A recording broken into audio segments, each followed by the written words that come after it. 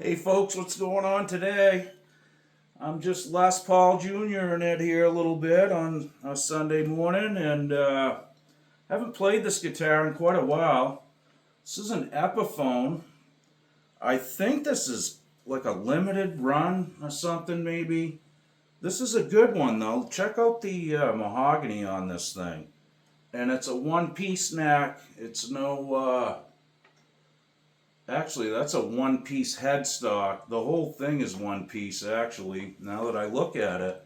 Kind of cool, most of them have the scarf joint on the headstock and whatnot, but big neck on this one. I mean a big neck, like a 59, 58, whatever. It's got that big profile, pretty wide fretboard too, actually.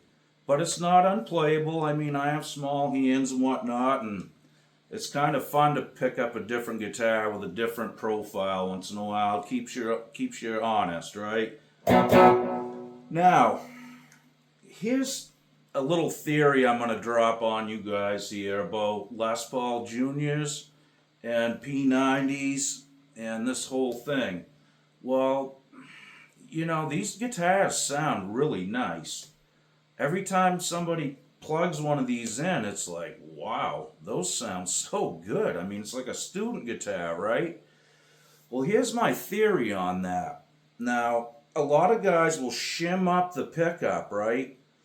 Because, backing out the poles with a screwdriver really does nothing, in my opinion. You need to shim the pickup up, okay? But try to get the bridge down as tight as you can. The action on this is down as tight as I could get it. And there's still quite a gap between the pickup. Well, it's kind of a good thing, and I think that's why these have a certain kind of sound of their own. And the reason is, you have to turn your amp up with this, because there's such low output and it's not close to the strings. So when you turn especially tube amps, let's face it, when you turn those up, that's when the magic happens, right? So to get it at, kind of like a room volume, I'm used to playing at a certain volume in my room here. And, sometimes I play loud too, but, it's kind of a medium in between. I like to kind of feel it when I hit the strings. I want to kind of feel that coming through me, too. So I've got it loud enough.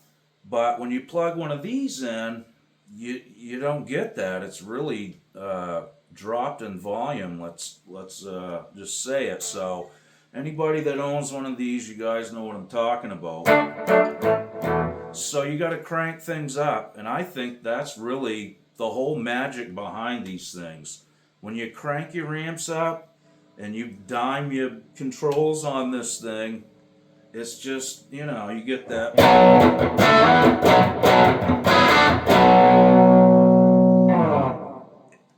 And I've got quite a bit of gain on here. I got a pedal kicked on over there, and it's still kind of like sees its way through the pedal, and you can still hear the tone of the guitar itself. It's kind of neat. It's, sort of transparent, and I think that has something to do with this pickup height as well.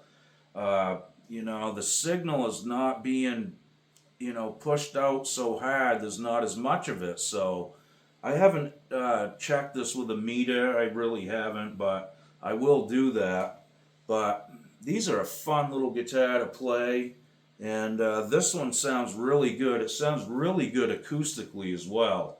And I was just digging it out. I wanted to play it for a little bit. I haven't heard it for quite a while. So, but that was the first thing I picked up on was, I usually don't touch my amps. I just plug guitars in, and the volume's pretty much, consistent. Some are louder than the others, but this one was quite low. I was like, what's going on here, So I turned a couple knobs up on my output side of the board there, and got it so it was loud enough. And that was the first thing I noticed. I was like, man, these things are just rocking.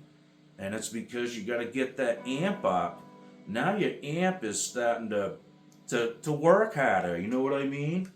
And when that amp's working harder, and you give it that kind of low signal, it's just something unique. I really noticed it this morning because I actually haven't played a guitar with P90s in it for quite a while. So that in itself was kind of a nuance again. But I did notice the drop in the volume, and I mean, it was quite substantial. And that was the first thing I did. I looked at the pickup. I was like, you can only do so much. I may shim this a little bit, but then again, I'm not gigging or anything with these, so as far as just working in the studio with it, I'll just go with it and I'll crank the amps up because I know what I got to do with it now. That's kind of a fun little song I was playing. I heard that one on the radio on the way to the store this morning, and Spirit was the band. I Got a Line on You, 1969. Really cool tune. It's pretty simple. There are some pretty cool little guitar parts in it too. There's like a little bridge section that they go to. The meat and potatoes of it is basically this.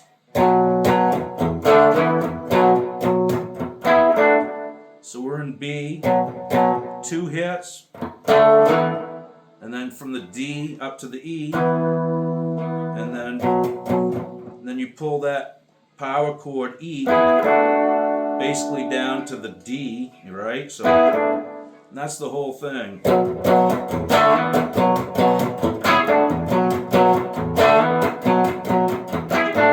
it goes to I got a line on you, baby, right?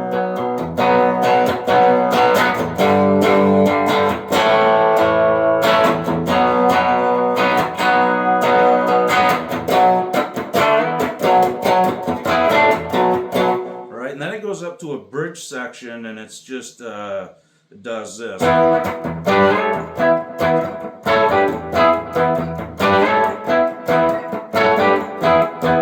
Right?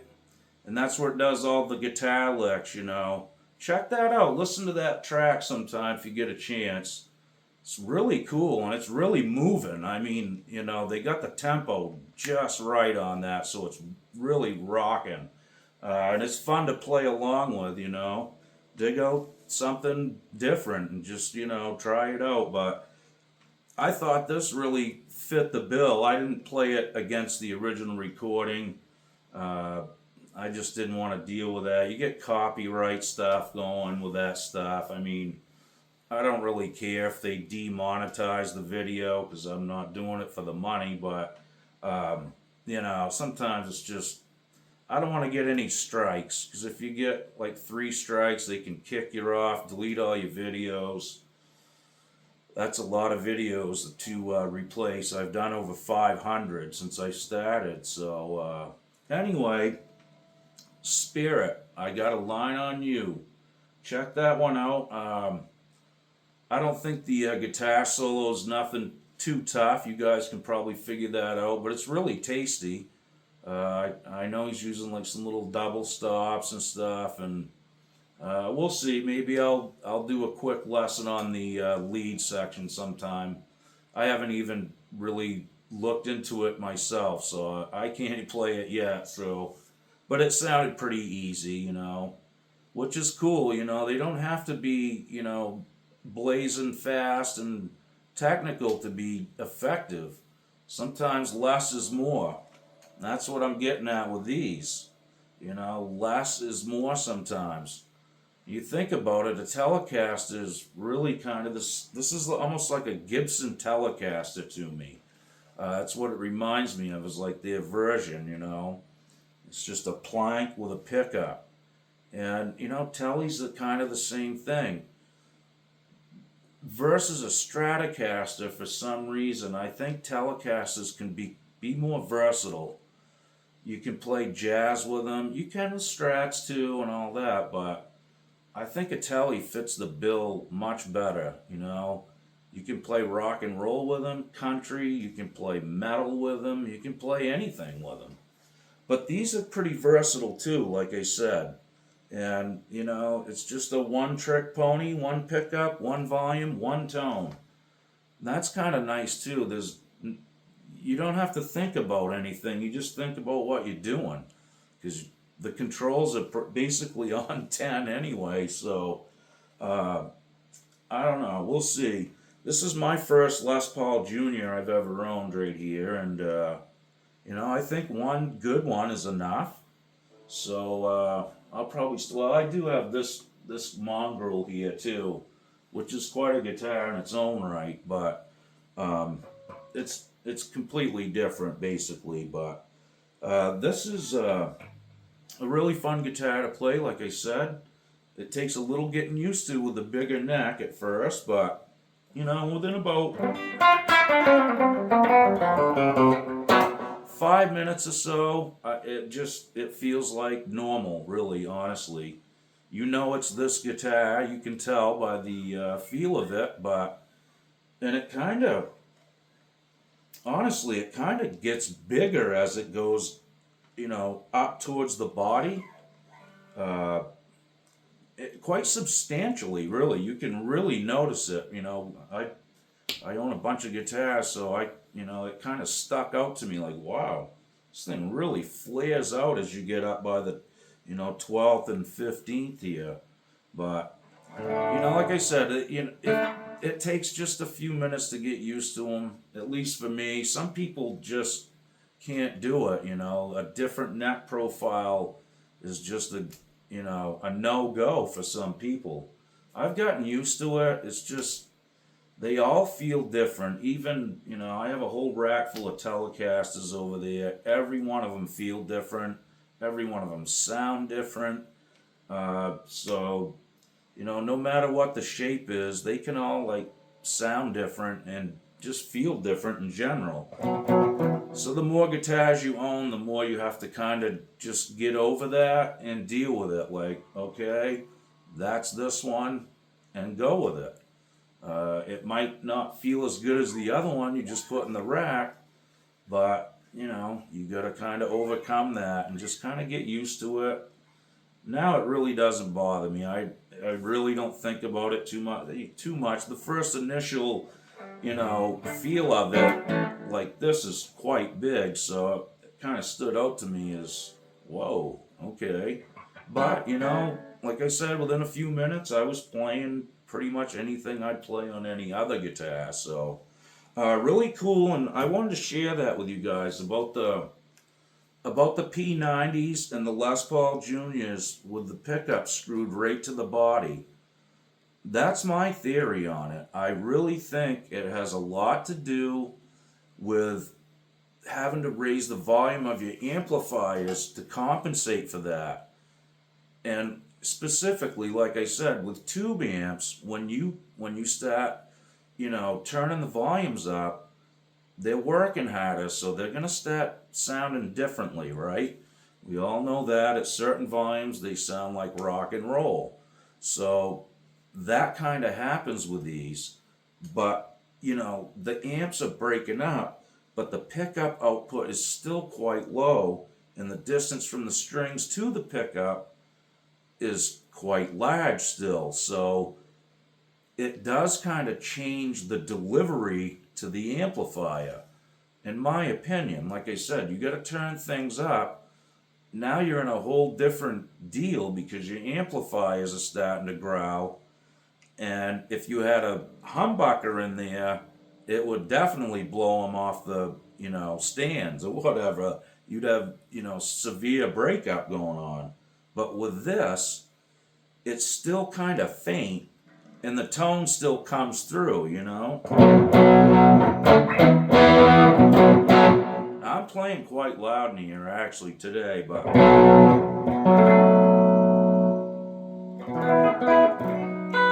it cleans up quite nice too.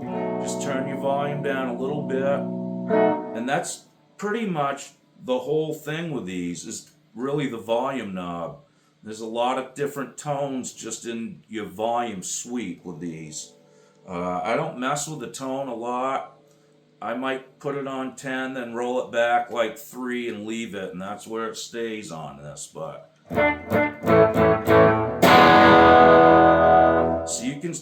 almost get it to break up right there, but with a little more volume.